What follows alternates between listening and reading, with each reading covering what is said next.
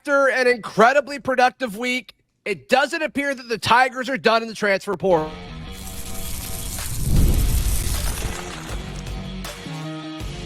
You are Locked On Auburn, your daily podcast on the Auburn Tigers. Part of the Locked On Podcast Network, your team every day. Yes, welcome on into Locked On Auburn, your daily Auburn Tigers podcast. I'm your host, Zach Blackerby, and thank you so much for making Locked On Auburn your first listen every single day. Joining us as he does every single Monday, it is the Lindsay Crosby of AuburnDaily.com and a million other places. And Lindsay, an incredibly productive week for the Tigers in the portal last week, but it doesn't appear that they're done. Kalea Jacobs, the linebacker from South Alabama, impressive guy. He'd have 2 years left of eligibility. He entered the portal this past Friday, and he is slated to visit Auburn on Tuesday, tomorrow, according to multiple reports. And to me, this is a position group where we kind of saw some rumblings of Auburn reaching out to other linebackers early in the transfer window. And that kind of went away because they went and kind of got all of the other dudes that they pursued. But it does still seem like linebacker is a position that they want to get. And Kalea Jacobs kind of fits what they're looking for, it seems. Yeah, linebacker is one of those things. I've kind of been talking about this for a while, that like there's a lot of age in that room, and being able to bring in a guy that can give you multiple seasons, can be here for a while. Obviously, is connected to Alabama because of Kane Womack, who I want to point out quit on him to go somewhere else. So maybe you should come here instead. Just a guy that you see how he could fit multiple roles for Auburn. He could be that. I don't know if he starts for Auburn. I don't think he does, but he could be a really useful piece if there's an injury. I talk about that all the time. You need that higher level experience, and then can become one of the leaders of the next wave of linebackers once all these upperclassmen have left the room. I think there's a lot to like here. Yeah, and we love the freshmen. We love DeMarcus Riddick and DJ Barber, but Dori Mausi, Eugene Asante, and Austin Keys, this is it for them. And so you need some sort of bridge and stopgap. And we've talked about the balance that these coaches at the college level now have to endure and figure out and kind of include in the calculus of, like, if we go out and get a guy with too much eligibility, is it going to tick off some of the talented younger guys? And 2 years is probably perfect, I guess, because just 1 year doesn't make sense. 2 years, you can say, hey, well, we're going to rotate you and Robert Woodyard, and then, the two current true freshmen with DeMarcus Riddick and DJ Barber. Yeah, I don't think he'd start either. And it seems like it's Auburn, Alabama, or Missouri. He's visiting Alabama and Missouri later in the week and this weekend. I don't think he'd start at any of those schools day one. I do think he's good, and I think he's going to play at all three of them. But to me, you pitch, hey, you're a rotation piece, and then after that, it's probably you and Woodyard, or you and Riddick, or you and Barber, depending on how all of that goes. And also, we'll learn more about this rotation and how DJ Durkin uses these linebackers during his time at Auburn. I think it'll be similar to what we saw a year ago, but we don't fully know. But there's a lot being made about his relationship with, it's apparently Womack. I got aggressively corrected. I like Womack better. That's what I've said for forever. I think it's Womack. Regardless, there's been a lot made of that, but why not there be some sort of, to act like DJ Durkin isn't a part of this recruitment battle is silly. It's silly. I mean, this is a guy who has made linebackers at every stop significantly better, and he's kind of got that reputation for himself in and out. So I don't think Auburn's out of this. Lindsay, I do think they're going to play that card that you just said, like, well, he did kind of quit on you. He did kind of quit and go elsewhere. And sounds like he just up and left. The more you hear about that guy, the more it kind of interesting this whole saga gets. Yeah. At the start of the Kalen DeBoer era at Alabama. But to me, I kind of want to see if Hugh Freeze and this coaching staff, can they do it again? Because right now, with what they did last week, with their 4 for 4, with the guys that they identified and said, hey, we're going to get you here. We're going to make you a priority. And you can go other places, but it's not going to be a better offer than what we've given you. I want to see if they can do it again, Lindsay, because they seem to really like this kid. I do want to point out to everybody, if Auburn does not bring him in, right? Like if Kalea Jacobs does not end up coming to Auburn, this was still a very successful portal period. Because, like you said, you went 4 for 4. You went out, you got multiple guys at the same position, showing that like playtime concerns, you were able to answer all of those other concerns. Sure. If you don't get Kalea Jacobs, you're still widely successful. And this has still been a great portal period, just like last year's was as well. I want to see, and I don't know if we'll ever get this. I want to hear what he said, if he comes to Auburn, what he says they told him and the promises that they made. Because kind of like you pointed out, it's a odd situation with the number of guys ahead of him in the room and all of that. But if they can do this, this definitely shows that the expectations for this year are different. They've changed, I think. And the way that they're doing this, like you said, it's not so much letting the freshmen play, it's going out and getting guys. And you don't go out and get guys unless you think you can win. And so, like, if you gave Hugh Freeze truth serum, what would he tell you the ceiling of this team it could be in 2024? That's the big thing to me I'm taking from all of this. Yeah, and we'll touch on that more in a moment. But just talking specifically about Kalea Jacobs, this was a quote that he told to Bama online. And so obviously when a recruit or somebody who's being targeted by a school is talking to that school's media, you can't take it because, I mean, every guy, even guys at Auburn hasn't gotten, they've been like, yeah, this is the best visit ever. Then they don't come here. So just keep that in mind. But I mean, it's pretty, there's a lot of praise for Bama here. He says, this is what he told Bama online. Quote, it's easy to come to a new place with at least some familiar faces. At least you're not in there alone. It'll definitely be a great thing since he's my linebackers coach and my defensive coordinator too. He's not just hanging me out to dry. We have a relationship. I'm more leaning Bama because I really know the system. It won't be like I'm coming in and learning something new. I'm more leaning toward Bama, but I still have my options open.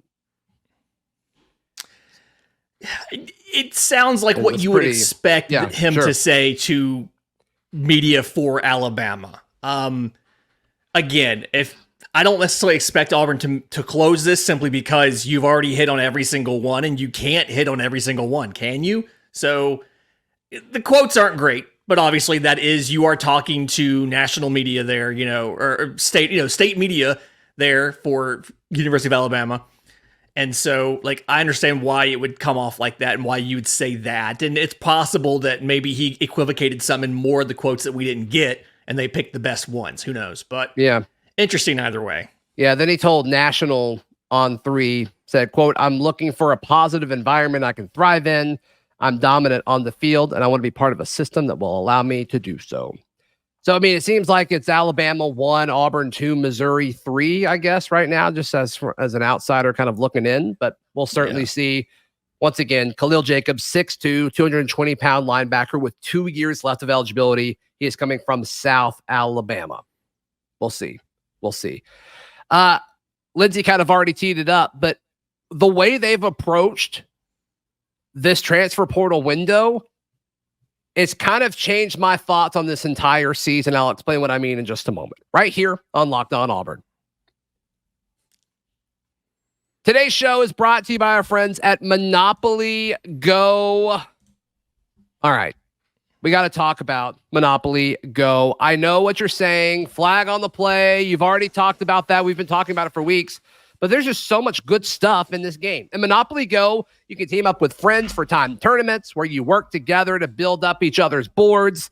There's more you can win together. There's so many different aspects and prizes you can unlock, and there's so much to get. Unique items in game that you can trade, cool new pieces to travel around boards with, hilarious emojis. There's so much going on. Plus, Monopoly Go feels new and exciting every day with constantly changing tournaments and challenges. A ton include their own mini games like digging for treasure or all sorts of things. There's always something fun to discover in Monopoly Go. You can get off the bench and go download it for free on the Google Play or your phone's App Store. Check out Monopoly Go. Lindsay Crosby hanging out with us on this Monday. The way my mindset or my brain was wrapped around this freshman class and the 2024 season was that they were almost going to be synonymous. When you talk about like the history of the Hugh Freeze era at Auburn, when we look back in 5 years, it was like, okay, 2024 was the year where they just threw the 2024 class onto the field because they needed to and because they were so good and talented. And that's just, they were like, let's just deal with the growing pains because it's about 2025 and forward. Mm-hmm. The way they've approached this transfer portal, Lindsay, it doesn't feel like that. It doesn't really feel like that anymore. It felt like that to some extent during spring, but you look at the position groups where they were more loaded in the 2024 class, and there was also a clear path to playing time at wide receiver, at defensive line, and at linebacker with all of these talented freshmen they've brought in. Now, they haven't added a transfer linebacker yet. You know, Kalea Jacobs has not signed with Auburn, and he may not, but it does appear that they're looking for a linebacker. They did add Dorian Mayusi in the December portal. But you look at all of these guys, and it's like, well, those are the position groups that Auburn has gotten the most out of in the portal. When you look at both windows, with the receivers being Robert Lewis, and now you've got Keandre Lambert-Smith. With the defensive line in December, you got Gage Keats and Trill Carter, and now obviously you've got Phillip Bleedy and Isaiah Rakes.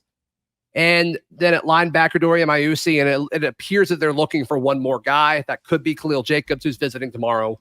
We'll see. But I just expected them to say, you know what? We're just going to let these freshmen go. And that's not the case. That doesn't appear to be the case, Lindsay. And I'm okay with it. I'm just surprised. I'm surprised that this is the approach. I specifically remember Hugh Freeze talking about, like, after A-Day, we need these young kids to come on. And he named specific players. And then to do this, I've got two theories. I kind of mentioned the first one, but I have two theories. I think theory one is we're giving them all the benefit of the doubt on it. And we're saying, okay, they obviously feel better about the ceiling of this team after spring than they did before. They're confident the offensive line can protect. They're confident Peyton Thorne can do what he needs to do. And so they went out to get, in essence, veteran reinforcements because they think they can win meaningful games in 2024. That is obviously that's what we want, right? We want them to, you're developing, but you're also going to be competitive and you're going to be contending to win the West in the first year without Nick Saban. So there's that. The other, and I don't think this is true, but the other way to look at this is we knew we were going to need defensive linemen. We knew we were going to need, this help, but we didn't want to run the risk of losing some of our freshmen in the portal by going out and going heavy for these guys in the winter period right after we sign these kids. So let the kids run in spring and then go in the next portal window, get some reinforcements to get that first, so they won't get a lot of first year play time, but they also won't have a chance to go into the portal until December. And so we can build that relationship back. I don't think that's the calculus here. I think this is legitimately, they want to win. They think they can win this year. Yeah. But you kind of have to understand roster management can make you do some crazy things because of the way that this portal system works now. Right. Yeah. And I do think there's an element with, so the portal closes tomorrow. It doesn't mean you have to be at your new school by tomorrow when the portal closes. You just can't enter it. And they changed the rule last year where it was, okay, you can grad transfer anytime you want. If you're a kid that graduates at some point in the summer and then you can enter the portal and leave. That's not the case this year. If you want to be eligible and play for your future team this fall, you have to be in the portal by tomorrow. That's the new rules that they have come up with, which is probably to favor the coaching staffs to some extent because you don't have to worry about grad transfers and stuff. I think it's a good rule. I think it makes sense. Yeah, it does. But you look at guys that where it would make sense for them to leave, and there's really not any at any of these positions. I don't think. Yeah. Because you got to think if you're a Robert Woodyard and you were ready to go, I think you would have left by now. He's got to feel good about where he's at. And then the defensive line, they're all like dudes with 1 year left of eligibility. And then Bobby Jamison Travis, and then freshman or redshirt freshman when you include Darren Reed. And then the receivers, it's a similar situation there. So to me, it's like there may be a handful of guys where it would make sense to leave. Like I would put Camden Brown in the situation where like it would make sense for him to leave. He's been so outspoken about staying and fighting through adversity and all that. And he's really won me over. So that, that's a guy where it's like, we'll see. But all in all, man, it's just, I expected them to have to play freshmen, or they felt like they would have to play freshmen almost out of necessity. But the way they've attacked this portal is, you're going to have some dudes that play. There's no question. Like Cam Coleman's going to play. Yeah. Perry Thompson's going to play. Some of your D linemen will play. Like Malik Blockton will have a role. TJ Lindsay will probably have a role. And Amaris Williams will probably have a role. That might be it. I think Jalen Crawford's really good. He could come on as maybe a third or fourth corner, depending on how this fall camp goes. But I thought that number was going to be way higher. And the way they've handled the portal window, I don't think that's going to be the case. Yeah, it does give you the ability, I think, now that this is going to come up, it does give you the ability to try to make sure you can preserve red shirts for some of those kids, right? You look at the line, Amaris Williams, TJ Lindsay, you can kind of rotate them in and out and make sure, like, if you wanted to, not saying they're going to, if you wanted to, you could make sure that's going to happen. It really feels like this is going to be a, hey guys, y'all are incredibly talented. If y'all earn the snaps, we'll give them to you. But we do have options, and this is, if nothing else, this could be more motivational, right? Because now you can't just say, oh yeah, they have to play me. You have to show them that they must play you over the guy they brought in. So maybe this is a little bit of that, but I think this is mostly just, they realize this roster is better than maybe they initially thought it could have been. Because it was, I'm not going to call it a rebuild, but we knew you had work to do from talent acquisition in multiple classes to get this roster back where it could compete. Yeah. And we all kind of assumed 25 was going to be the year, and it's looking like maybe they can do it sooner. And for our sake, I hope it's true. I hope we actually can. I wonder what the expectations would be for a lot of the fan base after this portal period now for a win total for 2024. That's kind of I'm curious about that now. Yeah, I think they've added a win. I think they've added a win with all of this, especially if Keandre Lambert-Smith can do what he's capable of doing. And opinions on him are all over the place. For those who watched and checked out Friday's show, you know what some of the opinions look like, but I think he can be a solid addition. All of the additions so far make a ton of sense of the guys that they've added through the portal.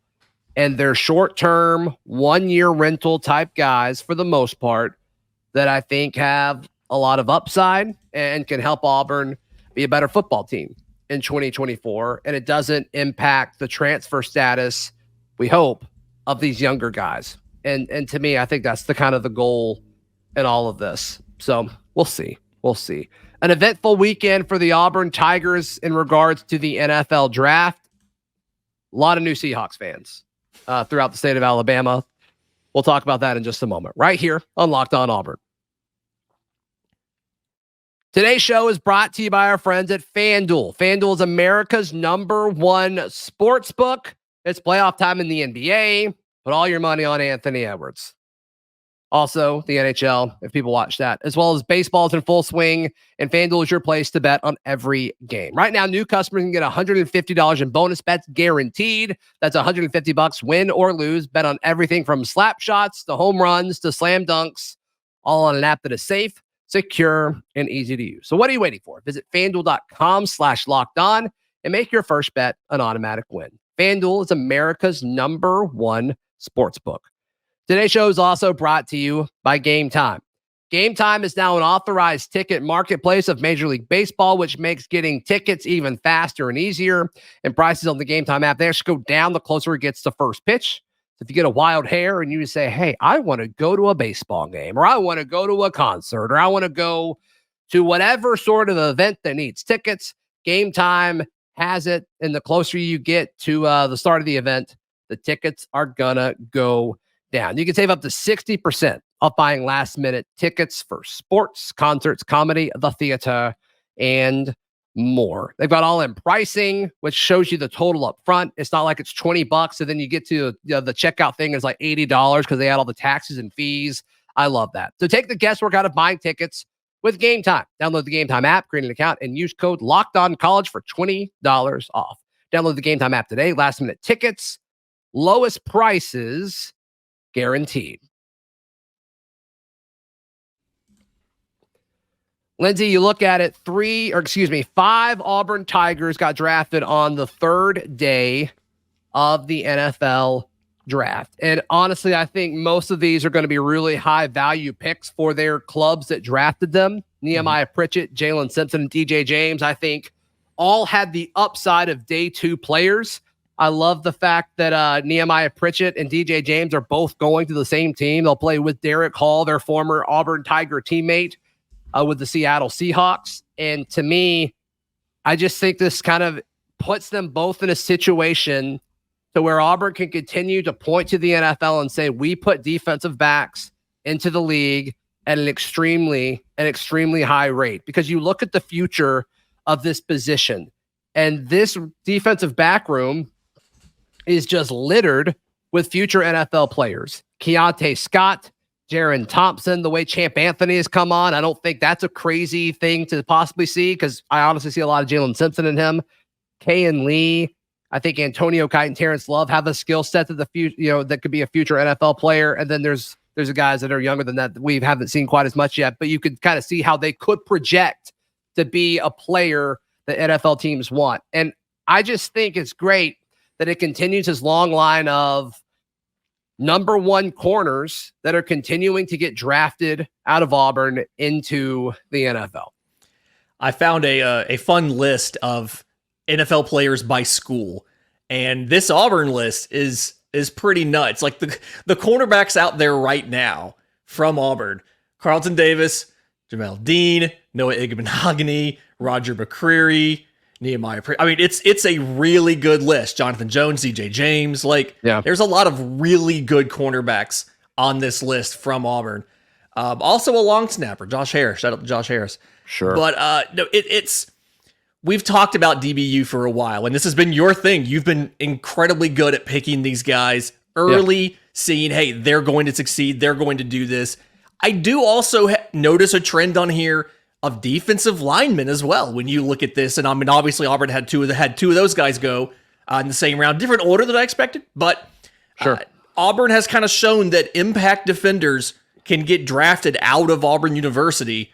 Again, number 1 corners is the most common one, but lots of defensive linemen as well that have made it to the league. Yeah, Justin Rogers and Marcus Harris both getting drafted in the 7th round, and Justin Rogers to the Cowboys, Marcus Harris to the Texans, which the Texans are a team that you want to be a part of right now. They're certainly trending up. They're trending up. But I'm with you. Marcus Harris, just talking to some of the scouts out in the Senior Bowl, it sounded like a lot of people just didn't know where to put him. They loved his motor. They loved his upside. They loved his athleticism, the way he uses his hands and his feet and his attitude. It's just they didn't know where to put him. And so that's something the Houston Texans, I guess, with the 247th overall pick, they said, hey, this will be worth it. Justin Rogers getting drafted surprises me. I'm super, super stoked for the guy. Changes his life. That's awesome. But you kind of wonder, it's like, if he wasn't a former 5-star, would he have been drafted? I mean, those former 5-stars, that you see those kind of guys get flyers fairly often. So Myron Cowart was a great example of that. Yeah, good point. Good point. Yeah, I got drafted by my Patriots. Yeah, never really. I don't think he could really stay healthy, but still, yeah, you see these former 5-stars that kind of stumble throughout their college career, and they don't really live up to the hype, but they seem to get chances late in drafts if they don't pan out. So I do wonder, like, how much of that came into play. It doesn't matter. Still great that Auburn gets to claim 5 guys getting drafted in the 3rd day. Cam Stutz signing with the Ravens as an undrafted free agent, which I think is cool. Gunnar Britton going to the Buffalo Bills. So we're seeing a lot of guys get chances at the next level, which is incredible. And I think that that mark is only going to go up from year to year as Hugh Freeze and this staff continue to recruit the way that they are. Yeah, and I do want to point out the specialists that have come out of Auburn as well. I mean, sure. You got the Carlsons and everybody, just a lot of specialists as well. And so it's a great legacy. Auburn, obviously DBU, but defensive linemen. You've got a couple wide receivers running around. I mean, that's not the biggest thing. Hopefully Cam Coleman's that wave is going to has the potential to change that. But you've got a great lineage here. A lot of NFL guys come out of this university, including from some down years we didn't expect to have guys come out of. Man, and it's going to be a great situation if Auburn has some offensive players drafted next year, whether it's a Jarquez Hunter, whether it's a Robert Lewis or a Keandre Lambert-Smith, whether it's a Rivaldo Fairweather or maybe, a Percy Lewis. I think there's several ways that Auburn could get some offensive guys drafted next year. And if that's the case, that's what happens. It could mean good things for the Tigers in 2024. So, Lindsay, how can people check out everything that you've got going on? I'm on Twitter at Crosby Baseball. If you want the Auburn baseball writing, auburndaily.com. If you want the Atlanta Braves writing, bravestoday.com. Yes, and you can find my written stuff there as well, auburndaily.com. Please like the video, please subscribe, and we will see you tomorrow. This has been Locked On Auburn.